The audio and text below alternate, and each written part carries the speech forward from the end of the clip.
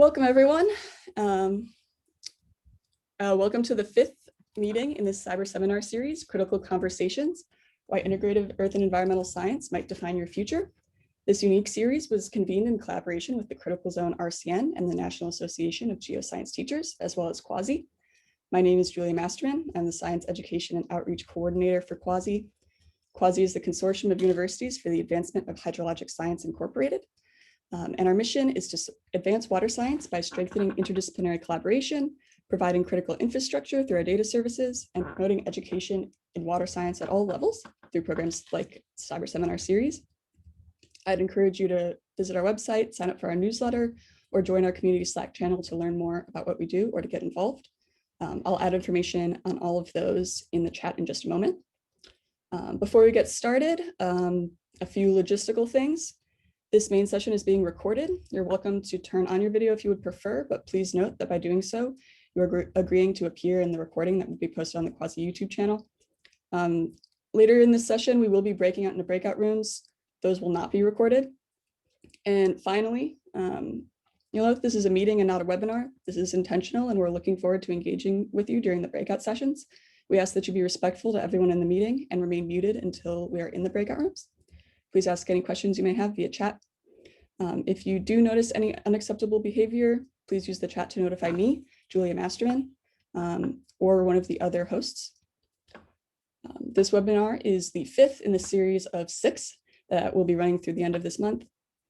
You will need to register for that second webinar, so please do so. The link to do so is also will be in the chat.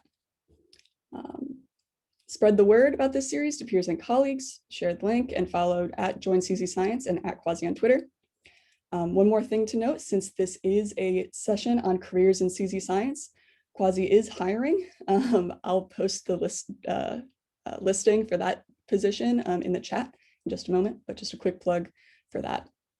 Thank you again for joining us this week for our session on careers in CZ Science. Thank you for all of our organizers for putting this incredible session together.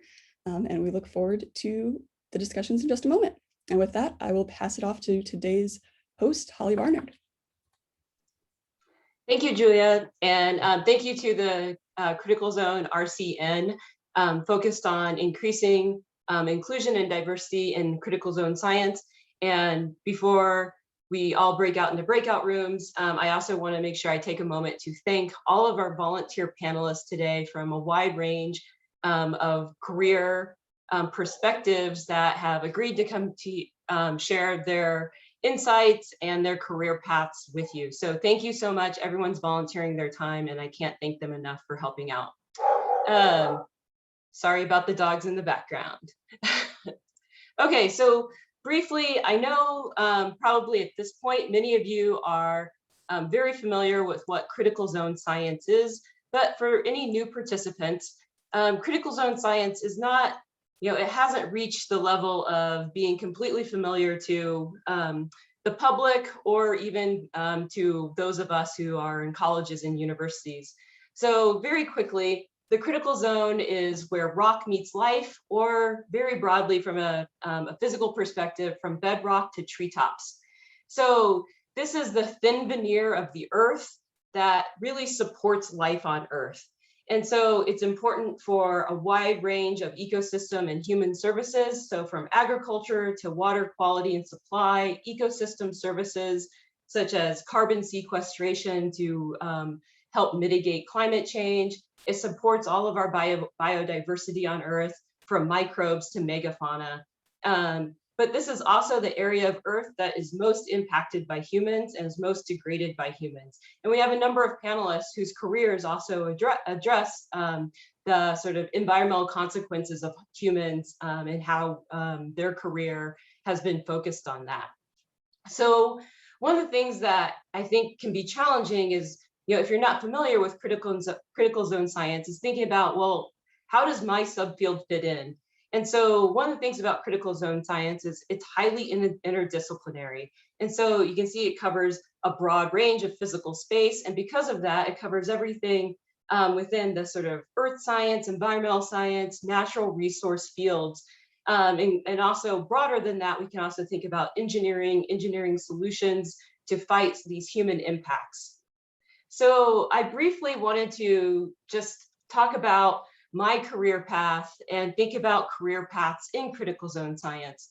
So last month, there was a new article that came out led by lead author Beck Batchelor, talking about reimagining the workforce development for STEM. So this is a new conceptual model. Our previous conceptual model was very problematic in thinking about STEM as a pipeline. And frequently you sort of heard that uncomfortable term of like a leaky pipeline in terms of where we were losing our workforce as they move through their education and professional development. But this new conceptual model is much more functional, thinking about it in terms of a braided river, where there's lots of different entry points, there's lots of different side channels, but everything is still moving forward in terms of having a more inclusive workforce in the STEM fields.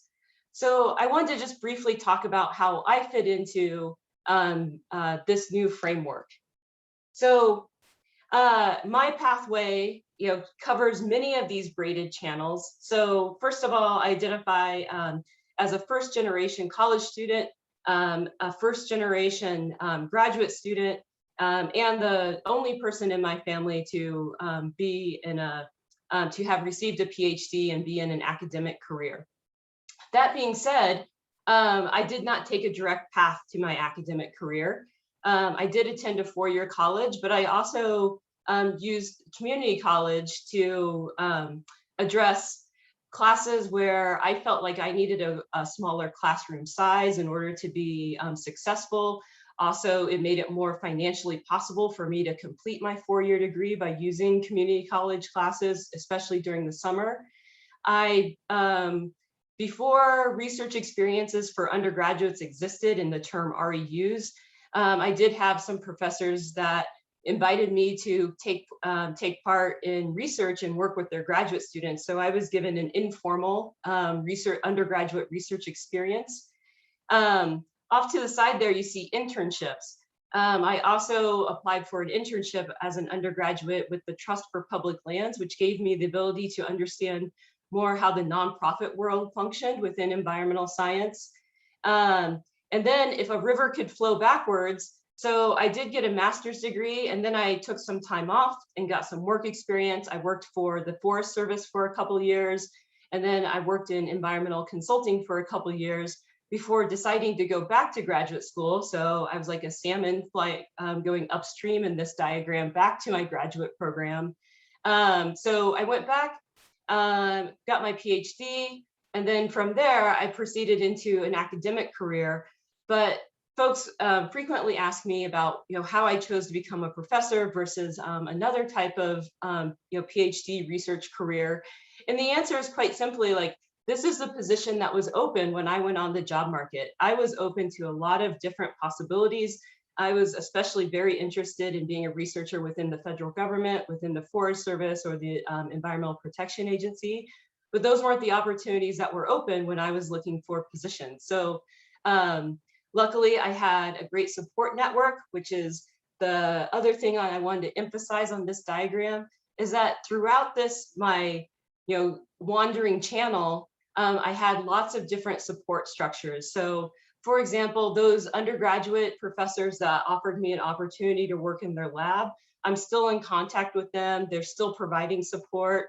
Committee members for my PhD, one of them is joining us as a panelist today, and she still provides support to me, makes sure that I'm on the right path, shares in my struggles. So having those multiple levels of support, we talk about having a supervisor, an advisor, a coach, a mentor, a champion. So building your support network, one person can't do it all to build you up. So I'm going to be in the breakout room focused on academic careers because that's the career I'm in now. But many of us, I think, follow this braided channel type of pathway in terms of the career that we're in. And what I'm hoping that our panelists can bring is talking about their career path and the side channels that they took. And then also more broadly, I want the real goal of today is for you as the participants to be able to ask questions of our panelists for the different career sectors in terms of, what are those sectors looking for today?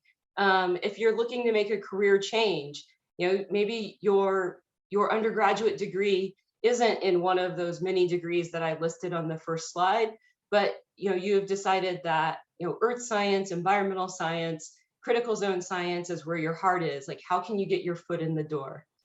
I'm gonna talk more about academic careers and my career path, but this is just a very brief introduction, and we only have an hour, so I really wanted to allow most of the time to be your time for participants. So with that in mind, please be patient, and we're going to work to assign you to your breakout room that you identified when you registered. And with that, I think I probably need to hand it back over to Julia and Kamini, perhaps, in terms of organization. Yeah, I will say one thing is that when you registered, you had noted which breakout room you were most interested in, but if for some reason you would like to change your mind around those rooms, feel free to pop back out, and Julia can also help reassign you to a different room. Just so people know what the rooms are that we have.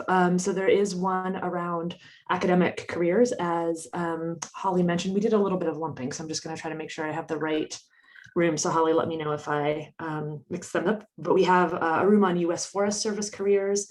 Where did it go? I'm sorry. Forest Service and EPA are combined now.